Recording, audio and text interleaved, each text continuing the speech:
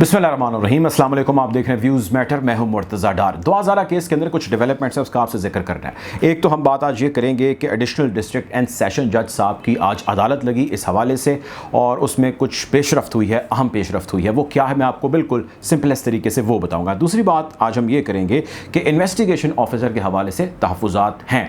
मेहदी काज़मी साहब, उनके वकील को उस पर डाउट है तो क्या है, और उस पर अदालत ने क्या कहा है, उसकी भी बात करेंगे। तीसरी बात हम ये करेंगे कि दुआ ज़हरा और ज़हीर के घर पे या उन लोगों पे हमला किए जाने के हवाले से जो है कुछ खबरें आई हैं।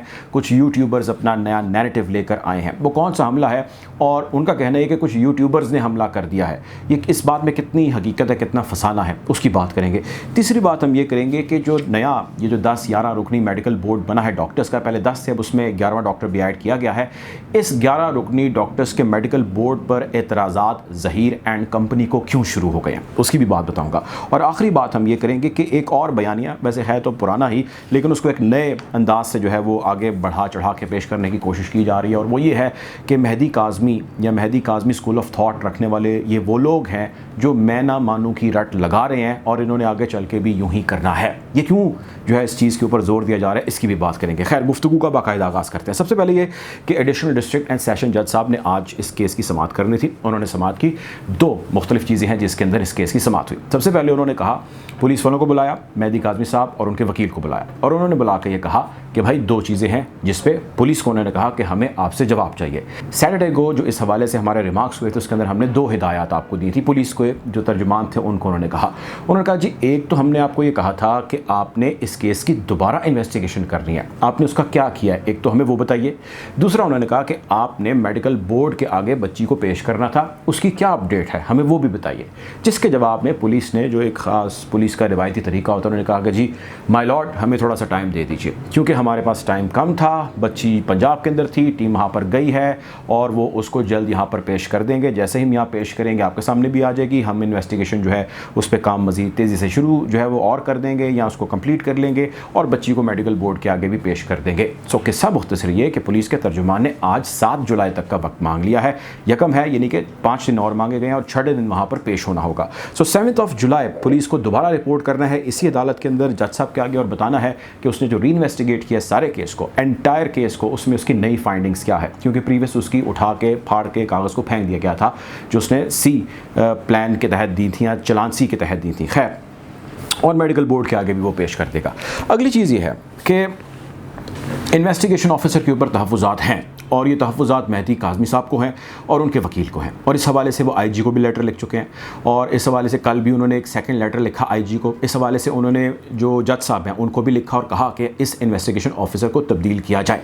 हमारे उसके हवाले से बहुत सारे तहफ़्फ़ुज़ात हैं, जिस पे आज जज साहब ने पूछा, जिब्रान नासिर साहब आप इधर तशरीफ़ लाइए कटारे में, आके में बताइए कि आपको क्या एतराज़ात हैं उसके ऊपर। अच्छा, अब उन्होंने एतराज़ात काफ़ी सारे उठाए, उनमें से कुछ एतराज़ात आपके सामने रखते हैं। तो एक तो उन्होंने एतराज़ उठाया कि ये इन्वेस्टिगेशन ऑफिसर जो है, जिसका काम इन्वेस्टिगेट करना, वो जानिबदारी से काम ले रहा है, जबकि उसका काम का तकाजा ये है कि वो गैर जानिबदार हो और बिल्कुल फेयर और फ्री जो है वो तरीके से इन्वेस्टिगेशन करे। वो ऐसे बयानात टेलीविज़न और यूट्यूब चैनल्स के ऊपर आके दे चुका है जिसमें उसका कहना ये है कि ये केस तो ऑलरेडी जी डिसाइडेड है, बच्ची अपनी मर्ज़ी से गई थी, इसमें अगवा नहीं हुआ वगैरह वगैरह। सो वो ऐसी फाइंडिंग कैसे निकाल सकता है जब उसके पास अदालती अहकामात मौजूद हैं कि इसको री इन्वेस्टिगेट किया जाए। सो ऑलरेडी अगर ओपिनियन बना चुका है अपना, तो उसने किस किस्म की तहकीकात करनी है, let's put it this way. दूसरी चीज़ उन्होंने कहा कि दुआ ने बयान रिकॉर्ड कराया, और उस बयान के मुताबिक उसने कहा कि मैं 16 तारीख को घर से निकली, 17 तारीख को हमारा निकाह हुआ।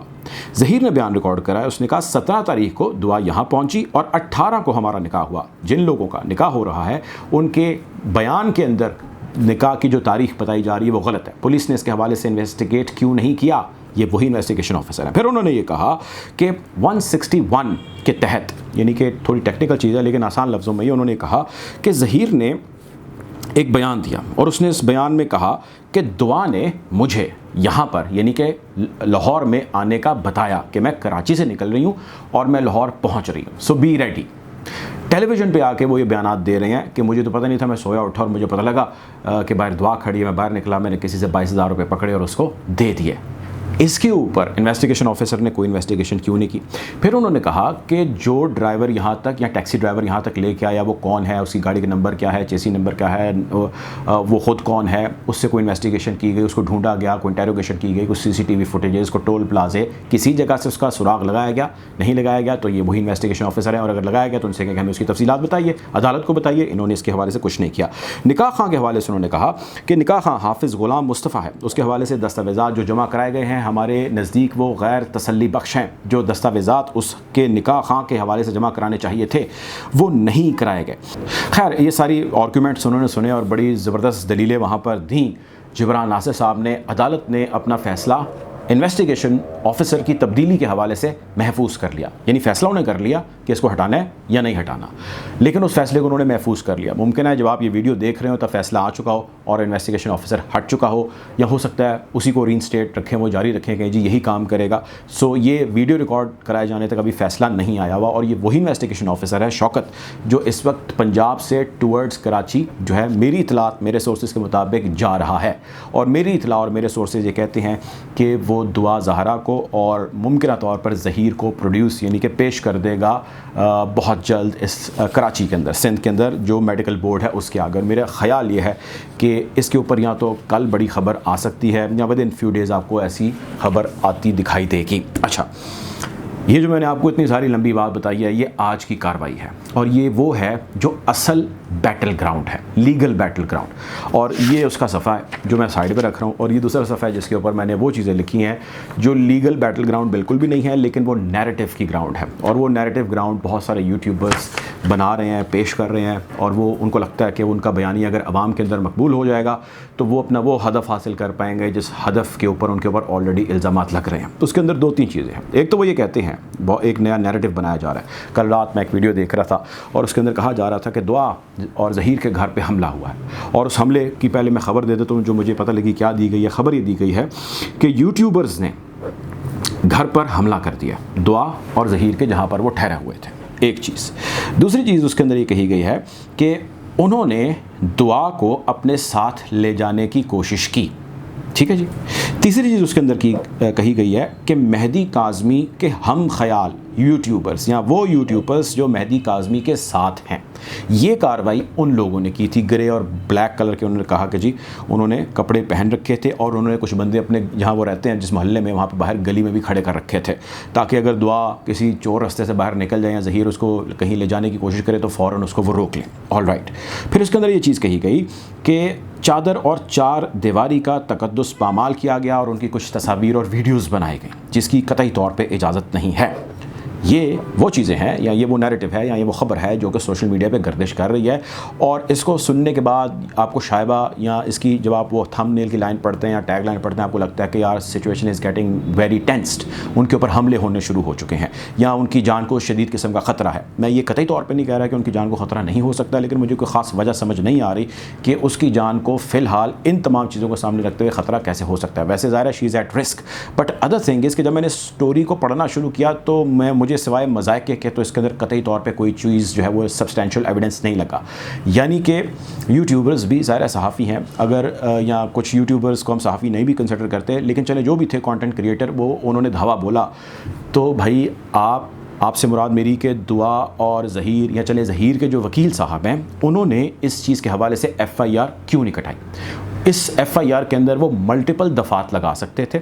इस FIR की कॉपी समेत एक एप्लीकेशन वो अदालत के अंदर दे सकते थे और पुलिस पार्टी को रिक्वेस्ट कर सकते थे कि आप निशानदेही करके कि इन लोगों ने हमला किया, जिस तरह उस वीडियो में कहा जा रहा है कि मैं उनके नाम भी जो है उनके हमारे इल्म में हैं, तो आप भाई FIR में उनके नाम दें, आप उनके ख़िलाफ़ पर्चे कटाएं और पर्चे की कॉपी समेत एप्लीकेशन आप अदालत के अंदर जमा कराएं, जहाँ पे आपकी ऑलरेडी ये लीगल बैटल जारी है।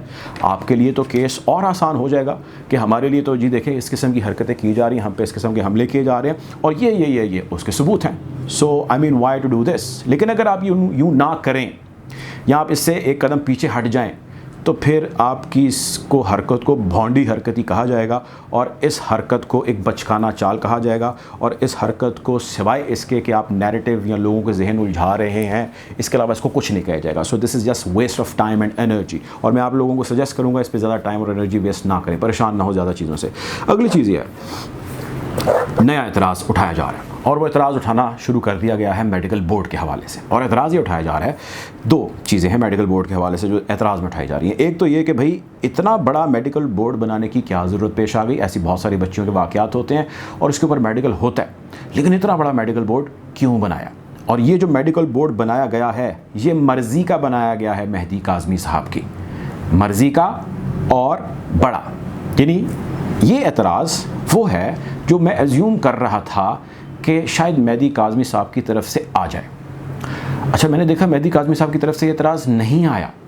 फिर मैंने गौर किया क्यों नहीं आया, मैंने कुछ दिन इंतज़ार किया, फिर मुझे पता ये लगा कि ये एतराज़ अब जिस जानिब से आया है वो बहुत सारी चीज़ें जिसको क्लियर कर रहा है। मैं उसकी रीज़न दे देता हूँ। बहुत सारी ऐसी चीज़ें होती हैं जिनको अगर हम पहले मुतनाज़े बना दें थोड़ा सा, या कहीं कोई ऐसी स्टेटमेंट या बयान दिलवा दें और फ़ैसला अगर उसका हमारे ख़िलाफ़ आ जाए, तो जो मुतनाज़े बनाते वक्त बयान या स्टेटमेंट या जो कोशिश होती है उसकी बेस पे आप आगे अपना केस ज़रा स्ट्रॉन्गली लड़ सकते हैं। आसान लफ्ज़ों में कि ज़हीर एंड बटालियन कह चुकी है कि ऑलरेडी हमें इस बोर्ड के ऊपर डाउट हैं। ये वो है बोर्ड है जो बड़ा बनाया गया, क्यों बनाया गया, और मेहदी काज़मी की मर्ज़ी का बनाया गया, क्यों बनाया गया। यानी उन्होंने अपने डाउट्स जाहिर कर दिए, चुनाचे अब अगर उनके अगेंस्ट फैसला दे देते हैं तो वो कहेंगे जी हमने देखें पहले ही कहा था। और मैं एज्यूम कर रहा था कि हो सकता है कि मेहदी काज़मी साहब ऐसी चीज़ कहें क्योंकि ज़ाहिर है उनका स्टेक बहुत ज़्यादा इसके ऊपर लगा हुआ है, लेकिन उनकी जानिब से चूँकि उनके वकील जिब्रान नासिर हैं, very competent and very intelligent lawyer, जितने मैं लोगों को जानता हूँ इस फील्ड के अंदर, इस उम्र के अंदर कम लोगों को मैंने देखा है कि वो इतनी समझदारी से काम ले रहे हैं। और डेलिबरेटली मैं देख रहा हूँ कि बहुत ज़्यादा मेहदी काज़मी मीडिया पर नहीं आ रहे और बात नहीं कर रहे, विच इज़ वेरी गुड। और उनकी जगह जिब्रान नासिर जो उनके लॉयर हैं वो बात कर रहे हैं, और वो बात कर रहे हैं जिस बात की अहमियत जो है वो लॉ के हवाले से ज़्यादा है। सो मुतनाज़ बनाने की कोशिश की जा रही है, so don't get worried about it. जिनको होना चाहिए वो परेशान नहीं है, और जिनको नहीं होना चाहिए, चूँकि उनको यकीन होना चाहिए कि भाई हमारा नैरेटिव, हमारा ओपिनियन बिल्कुल दुरुस्त है, हमारी बच्ची जो है या जो दुआ है उसकी उम्र 16 साल एंड अबव है, तो फिर तो उनको परेशान नहीं होना चाहिए। खैर, आखिरी चीज़ ये मेहदी काज़मी का जिक्र हो रहा था, तो मेहदी काज़मी साहब के हवाले से 2-3 चीज़ें हैं जिसके ऊपर बार बार जो है वो हैमरिंग की जा रही है। हैमरिंग की एक थ्योरी है जो पढ़ाई जाती है वैसे, और उस थ्योरी का खुलासा ये है कि आप एक बात को इतना पीटें कि वो एक स्कूल ऑफ थॉट बनती चली जाए या लोगों के जहन में आती चली जाए। वो हैमरिंग की जा रही है कि मेहदी काज़मी साहब एक रेबेल है, वो एक ज़िद्दी आदमी है, वो सरफिरा आदमी है।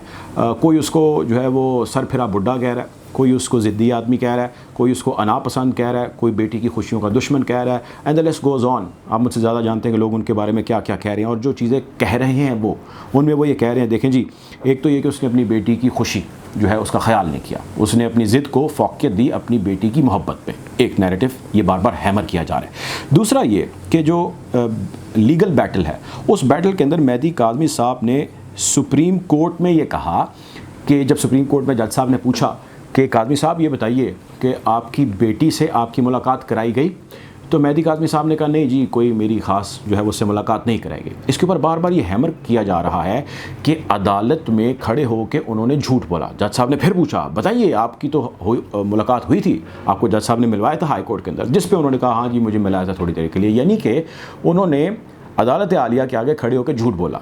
अच्छा देखें, मेहदी काज़मी साहब की जब मुलाकात हुई थी तो पूरे पाकिस्तान की मीडिया ने जिसने इस खबर को रिपोर्ट किया उसने बताया था कि मेहदी काज़मी साहब की मुलाकात कराई गई है, और मेहदी काज़मी साहब ने उसके फ़ौरी बाद इंटरव्यू दिया था और उन्होंने जियो टीवी पर इंटरव्यू दिया था, और वो मैंने फ़ौरी बाद देखा था। और उसके अंदर एक खातून सहाफ़ी थी, उनको वो इंटरव्यू दे रहे थे और बताया था कि जी कुल मेरी मुलाकात जो है वो 5 मिनट कराई गई। ऑन रिकॉर्ड एक बंदा कह चुका है, multiple platforms, hundreds of platform पे उसके बयान मौजूद हैं।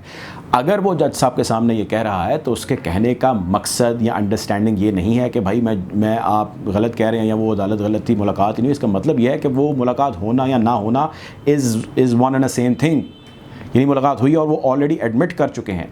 अच्छा, अब अगर यूँ ना होता, अगर जो आप कह रहे हैं हम इसी तरह मान लेते हैं कि जी यूँ ना होता, तो आपको ख्याल से कि अदालत आलिया के लिए मुश्किल है किसी के ऊपर कंटेम्प्ट लगाना या इस चीज़ को पॉइंट ऑफ जो है वो कंसंट्रेशन बनाना कि जी हमें गुमराह किया गया, अदालत को गुमराह किए जाने के ऊपर बहुत सारी दफ़ात हैं जो लगती हैं उन्होंने तो ऐसा नहीं किया, आप कर रहे हैं। खैर आगे चलते हैं। फिर उन्होंने कहा जी सिंध हाई कोर्ट के फैसले को नहीं माना, यानी कि सिंध हाई कोर्ट ने कहा कि आप चली जाइए अपने माँ के साथ, बाप के साथ, या फिर आप अपने जो है वो चले जाइए अपने शौहर के साथ, या अगर आप शेल्टर होम का तो खैर मैंने जिक्र नहीं सुना, लेकिन अगर आप रहना चाहें तो आप अपनी ख्वाहिश का इजहार कर सकती हैं। उन्होंने विल लड़की जो है उसके ऊपर उन्होंने फ़ैसला छोड़ा। मेहदी काज़मी साहब ने उस पर भी इतराज़ किया। तो भाई एक बच्चा जिसका चला जाए, बंदे का, बाप का, वो क्यों इतराज़ नहीं करेगा? उन्होंने तो ये कहा है डिलिबरेटली कि मैं आखिरी प्लेटफॉर्म तक जो है वो अपनी बेटी के लिए लड़ता रहूँगा।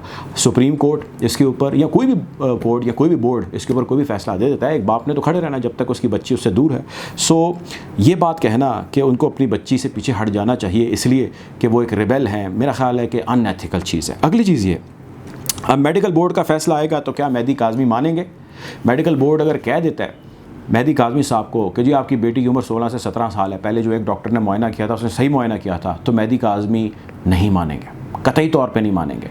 और उसके बाद उनके पास लीगल ऑप्शन मौजूद है जिसका मैं पहले जिक्र कर चुका हूँ। लीगल ऑप्शन उनके पास ये मौजूद है कि वो ट्रायल कोर्ट में जाएंगे और एम्पेरिकल एविडेंस यानी कि जो डॉक्यूमेंट्री एविडेंस है उसके ऊपर जो है वो प्रोसिक्यूशन स्टार्ट होगी, उसके ऊपर जरा होगी, उसके ऊपर गिरफ्तारियाँ होगी, पकड़ दकड़ होगी।